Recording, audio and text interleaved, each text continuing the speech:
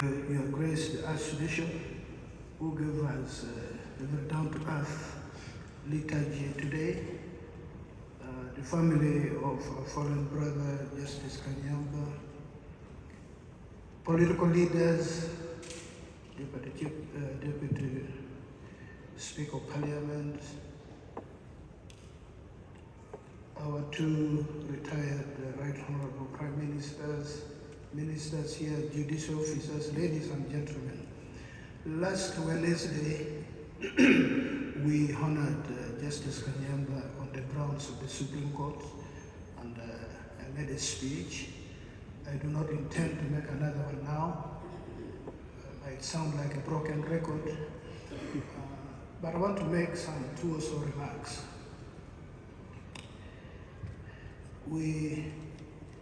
In the African setting, I am very African, so you forgive me.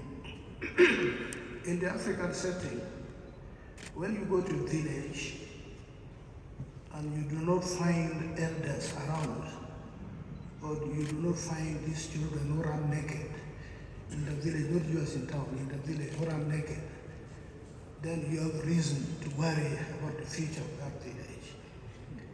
The absence of elders means the citizens, the dwellers of that village do not have guidance. And then when you do not have these small children who run with food, matoke, cassava, peanuts or simsimodi that is pasted in their hand, it means there's no future for that village because there are no inheritors.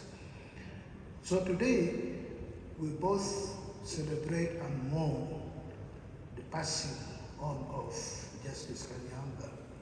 As an elder, he had a role, and that's why he did very well. He really did very well as an elder.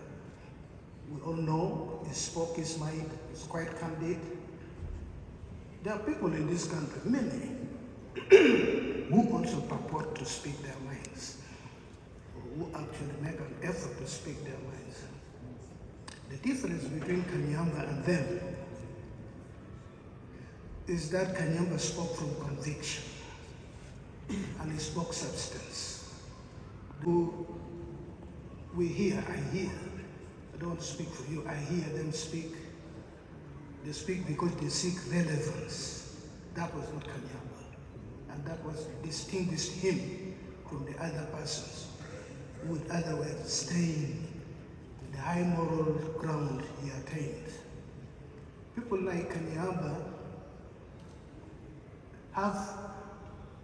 do not have in their mind, they have no time for conspiracies.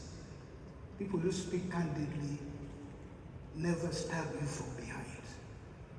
They're not cowards.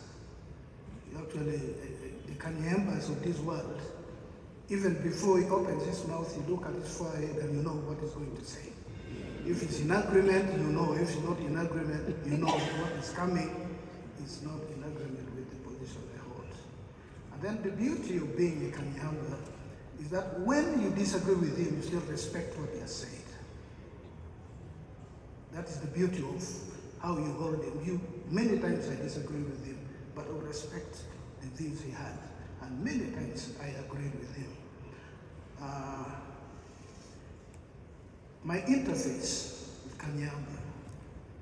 One, I was a young lawyer, should have been around 89, 90. He was the Minister of Justice, Attorney General. And there were these people who were lawyers, people who were captured during the war, former soldiers, and it included those who had never held a gun in their hand, the hazards of war. So they were put in prison, upper prison, they were lawyers. There was no legal basis, so you could not describe them as remandees, they were lawyers. So this young lawyer, myself, now writes to the Attorney General of Uganda, referring to his constitutional attributes and so on and so forth, to advise the government to release these people who are unlawfully being held. He wrote back to me saying, I've been trying to look for, the file must be somewhere. I just opened my law firm 2 years earlier. That as a lawyer, you ought to know what to do. That's how he wrote to me. I thought in writing to the Attorney General was doing what I ought to do. So I went to court, filed habeas corpus for that application for that person who was released. Without telling me so many words, he had guided me. Fast forward, and for me, this is the indelible positive mark of Justice Kanyeihamba in my mind. In the Constituent Assembly, 94-95, he chaired the legal and drafting committee of the Constituent Assembly, of which I was a member.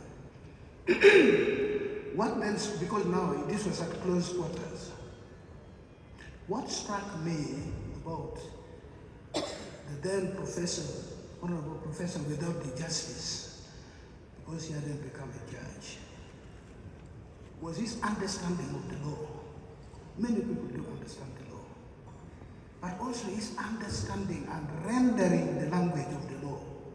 That's where he was superb.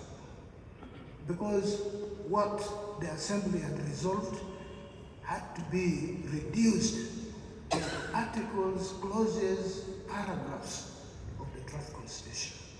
And you would see he was at peace with himself in rendition, diction, and the right legal framing, and so on. That one won my admiration. But I think it's one of his greatest contributions. I've spoken about this elsewhere a number of times.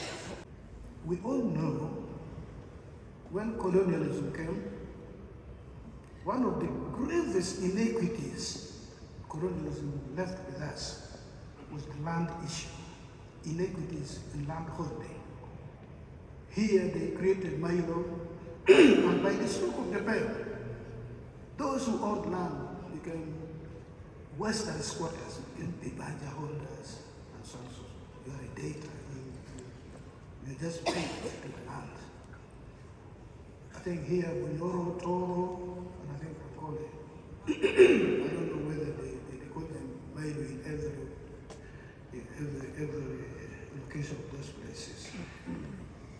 In the greater part of Uganda, land became crown land. And even when we won independence in 1962, instead of liberating the people from the loss of land, all that land was converted into public land. So people who were on public land were Western Bibanja holders. They were actually more vulnerable than even squatters. Squatters were protected. The licensees, the people who believed they were staying on ancestral land, could be displaced by anyone from within or from out, paying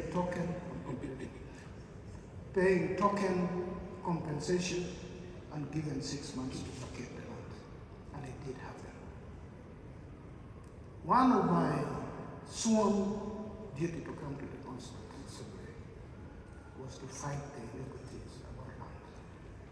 And when I said we should raise customary land tenure at the level of Milo, at the level of freehold, and liberate the people of Uganda from that bondage, the first two people to immediately agree in Select Committee 1, where I was chairing the debate on land, was Dr. Kookie Park and Professor Kanyeihamba. And the people of this country need to thank these two great sons. Then we did Professor Sentes Akajubi and you read the Constitution.